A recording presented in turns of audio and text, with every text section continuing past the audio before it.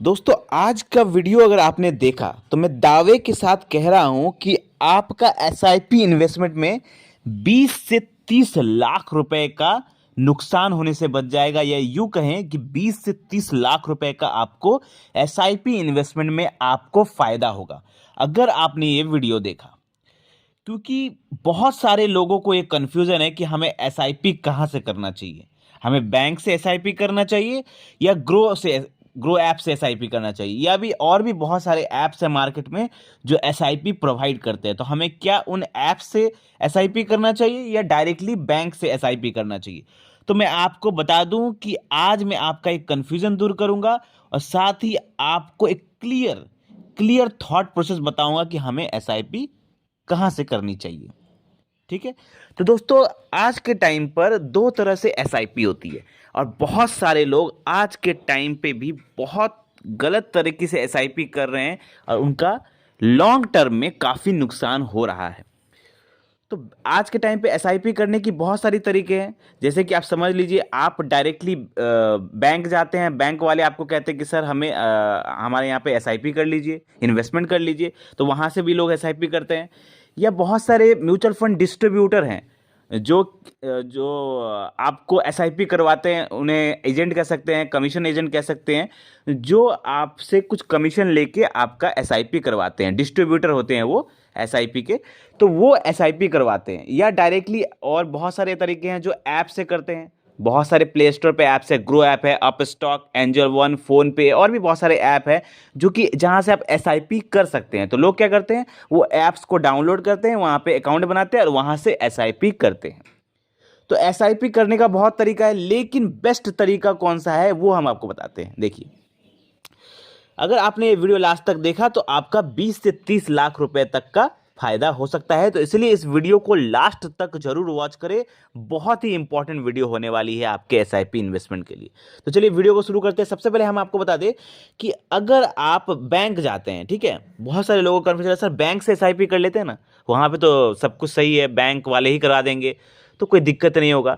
तो हम आपको एक रियलिटी चेक बताते हैं। जब आप बैंक जाते हैं ना, तो वहाँ पर कोई ना कोई रहता है जो आपको सजेस्ट करता है कि सर आइए हम आपको ये एसआईपी करा देते हैं, आइए हम आपको ये वाला एसआईपी करा देते हैं।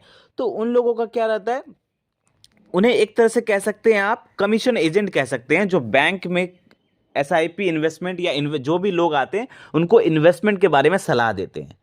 ठीक है, तो बैंक जो होता है ना, एक चीज आप हमेशा ध्यान रखिएगा, bank always takes commission. Banks हमेशा आपसे कुछ ना कुछ कमीशन लेगा अगर आप बैंक के थ्रू एसआईपी करेंगे। वो कमीशन 1% भी हो सकता है या उससे थोड़ा ज़्यादा भी हो सकता है। नॉर्मली 1% का लगभग कमीशन रहता है। तो बैंक आपसे कुछ कमीशन लेता है।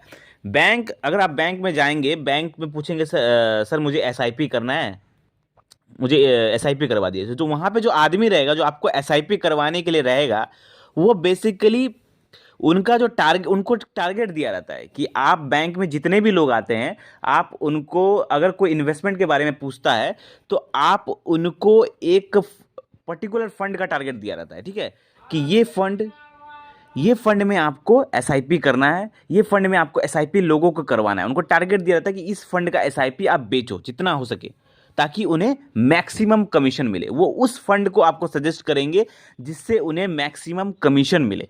वो आपको उस फंड में सजेस्ट नहीं करेंगे जिस फंड में, जो फंड फंडामेंटली स्ट्रांग हो, जो फंड आगे जाके अच्छा रिटर्न दे सके। वो सिर्फ ये देखेंगे कि बैंक वालों का किसमें ज़्यादा कमीशन है, वो वाला फंड आपको सजेस्ट करेंगे।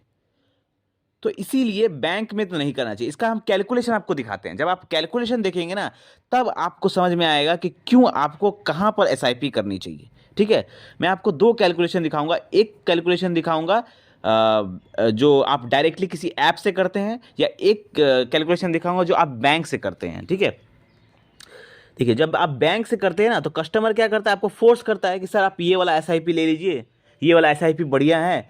आप बिना जाने परखे आप वो एसआईपी ले लेते हैं, और लॉन्ग टर्म में क्या होता है, वो कमीशन उनका बना रहता है, कुछ 1% का या कुछ कमीशन उनका बना रहता है, और वो कमीशन रिजल्ट करता है आपके एक्सपेंस रेशियो पे। जब भी आप कोई फंड सेलेक्ट करते हैं तो उसमें आप देखिएगा उनका एक एक्सपेंस रेशियो होता है, वो एक्सपेंस रेशियो उनका बढ़ता है। और वो ज़्यादातर जितने भी आपके बैंक के एजेंट होते हैं जो आपको एसआईपी प्रोवाइड करते हैं, ये बैंक के एजेंट ही नहीं, जो कि आप किसी डिस्ट्रीब्यूटर से भी करवाते हैं या किसी एजेंट से भी करवाते हैं ना, तो भी वहाँ पर आपको वो लोग ज़्यादातर आपको रेगुलर प्लान सजेस्ट करते हैं।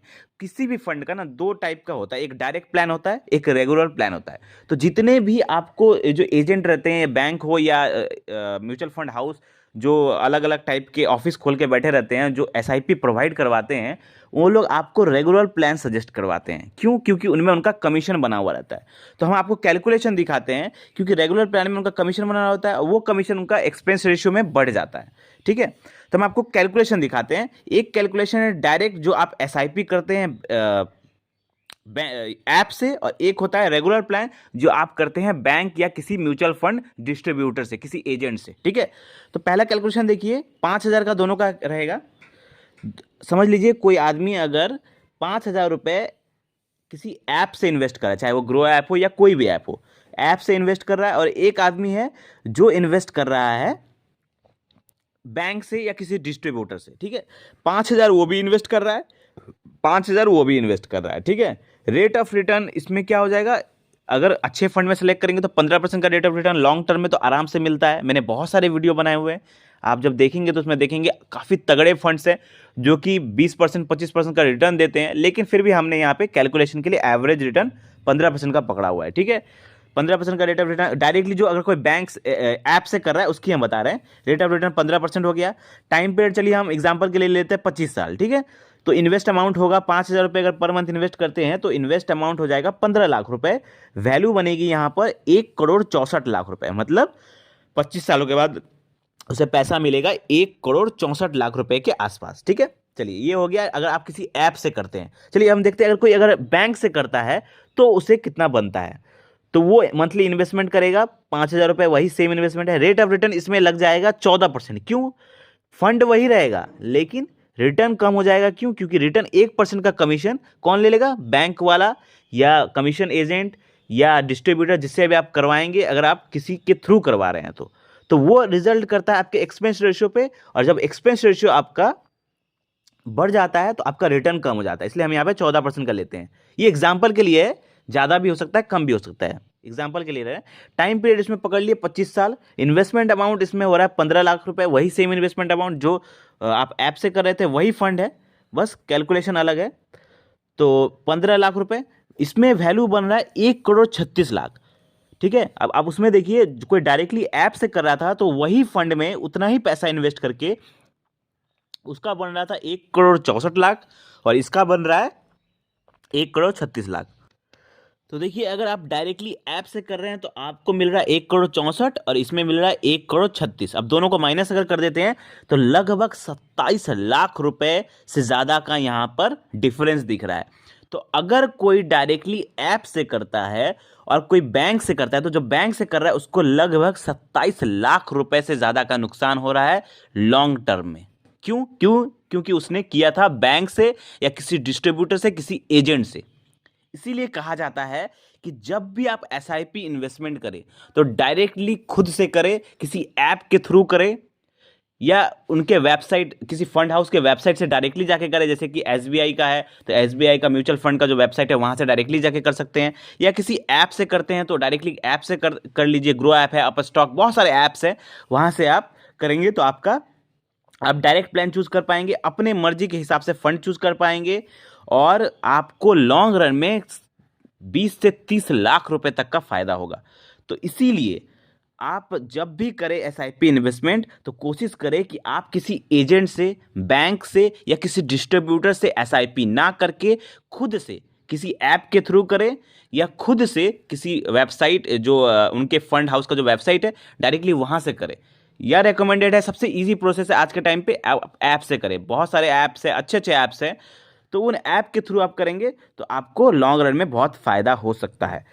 तो दोस्तों यही था वीडियो का कंक्लूजन कि जितना कोशिश हो सके आप खुद से एसआईपी करने की कोशिश करें ताकि आपको मैक्सिमम प्रॉफिट मिले, क्योंकि हमारा वीडियो बनाने का मकसद सिर्फ यही है कि हमारे इन्वेस्टर्स, हमारे व्यूवर्स को ज़्यादा से ज़्यादा फायदा हो, नुकसान बिल्कुल भी ना हो। तो आई होप आपको ये वीडियो अच्छा लगा होगा। अगर ये वीडियो अच्छा लगा हो, इन्फॉर्मेटिव लगा हो, तो इस वीडियो को लाइक करें और ऐसे ही ज़बरदस्त फाइनेंशियल वीडियो पाने के लिए हमारे चैनल को सब्सक्राइब करें। हमें प्यार दें। धन्यवाद।